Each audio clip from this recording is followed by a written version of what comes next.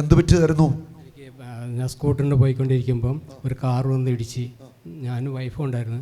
അന്ന് പിന്നെ ഒരു വർഷം കഴിഞ്ഞപ്പോൾ ഡിസ്കാണ് വേദന. അന്ന് മുതൽ വേദനയാണ്. അന്ന് മുതൽ വേദനയാണ്. ഹല്ലേലൂയ. ബൈക്കിന് ഇട്ട് വണ്ടി ഇടിച്ചതാണ്.